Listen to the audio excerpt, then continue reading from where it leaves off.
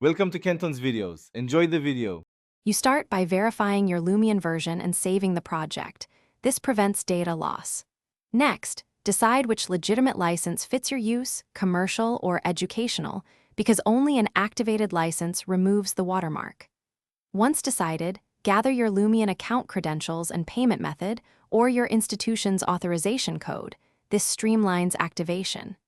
Do this now. Don't attempt file hacks. These steps remove constraints legally and ensure future updates and support work correctly without watermark artifacts. Once you have your license, open Lumion and sign into your Lumion account so the software can verify entitlements.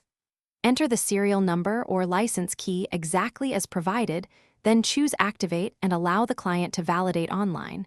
This links your license to the machine. If activation prompts a restart, do it.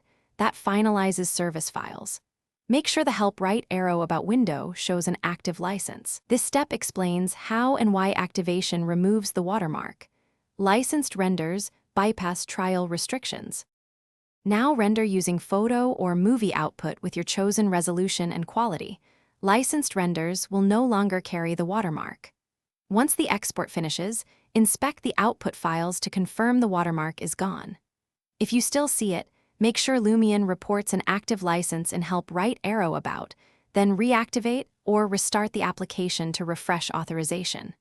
If that fails, contact Lumion support with your serial and system info so they can resolve license validation.